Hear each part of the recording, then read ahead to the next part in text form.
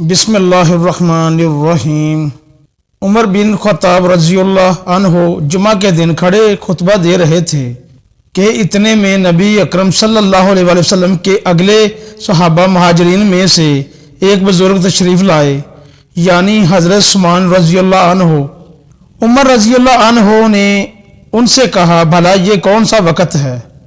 انہوں نے فرمایا کہ میں مشغول ہو گیا تھا اور گھر واپس آتے ہی اذان کی آواز سنی، اس لیے میں وضو سے زیادہ اور کچھ غسل نہ کر سکا۔ حضرت عمر رضی اللہ عنہ نے فرمایا کہ وضو بھی اچھا ہے، حالانکہ آپ کو معلوم ہے کہ نبی اکرم صلی اللہ علیہ وآلہ وسلم غسل کے لیے فرماتے تھے، جمعہ کے دن ہر بالغ کے لیے غسل ضروری ہے۔ رسول اللہ صلی اللہ علیہ وآلہ وسلم نے فرمایا کہ جمعہ کے دن ہر جوان پر غسل، مسواک اور خوشبو لگانا اگر میسر ہو ضروری ہے۔ عمرو بن سلیم نے کہا کہ غسل کے متعلق تو میں گواہی دیتا ہوں کہ وہ واجب ہے، لیکن مسواک اور خوشبو کا علم اللہ تعالیٰ کو زیادہ ہے کہ وہ بھی واجب ہے یا نہیں، لیکن حدیث میں اسی طرح ہے۔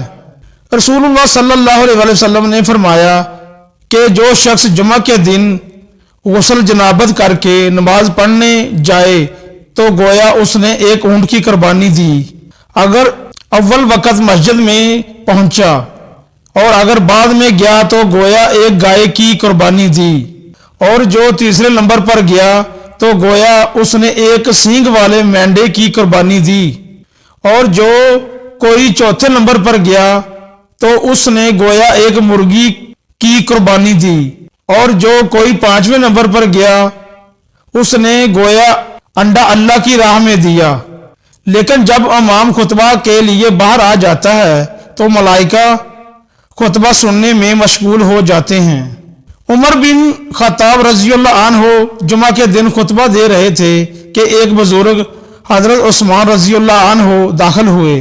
عمر بن خطاب نے فرمایا کہ آپ لوگ نماز کے لیے آنے میں کیوں دیر کرتے ہیں؟ اول وقت کیوں نہیں آتے؟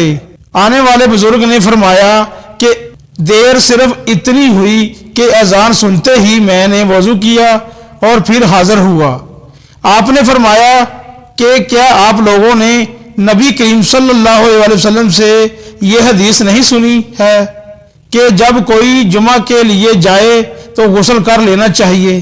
نبی کریم صلی اللہ علیہ وسلم نے فرمایا، جو شخص جمعہ کے دن غسل کرے اور خوب اچھی طرح سے پاکی حاصل کرے اور تیل استعمال کرے یا گھر میں جو خوشبو میسر ہو استعمال کرے، پھر نماز جمعہ کے لیے نکلے اور مسجد میں پہنچ کر دو آدمیوں کے درمیان نہ گھسے، پھر جتنی ہو سکے نفل نماز پڑھے، اور جب امام خطبہ شروع کرے تو خاموش سنتا رہے، تو اس جمعہ سے لے کر دوسرے جمعہ تک سارے گناہ معاف کر دیے جاتے ہیں۔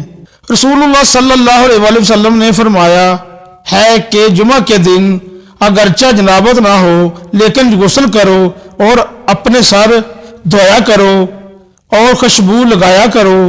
ابن عباس رضی اللہ عنہ نے کہا کہ غسل کا حکم تو ٹھیک ہے، لیکن خوشبو کے متعلق مجھے علم نہیں۔ دعائیں وہ پھول ہیں جو زندگی کی پریشانی میں آسانی اور کامیابی کی خوشبو بکھیرتی ہیں۔ دو ہی چیزیں ایسی ہیں جس میں کسی کا کچھ نہیں جاتا، مسکراہٹ اور دعا۔ انہیں ہمیشہ تقسیم کیجئے۔ میری دعا ہے اللہ تعالیٰ آپ کو صحت، تندرستی، ڈھیروں خوشیاں، کامیابیاں اور لمبی زندگی نصیب کرے، آمین یا رب العالمین۔ اے رب کائنات، ہمارے دل اور ہاتھوں کو کشادہ فرما دے، اپنے غصے پر قابو پانے اور دوسروں کے قصور کو معاف کرنے کی صلاحیت بڑھا دے، ہم سب کو راہ ہدایت نصیب فرما دے۔ اے مالک الملک، ہم اپنے گناہوں سے توبہ کرتے ہیں، ہماری توبہ قبول فرما، ہمیں ہر قسم کی بیماریوں اور وباؤں سے محفوظ رکھ، رزق حلال میں کشادگی و برکت عطا فرما، اور تمام جائز کاموں میں آسانیاں فرما دے۔ اے عطا فرمانے والے رب ذوالجلال، ہم سے راضی ہو جا، آمین یا رب العالمین۔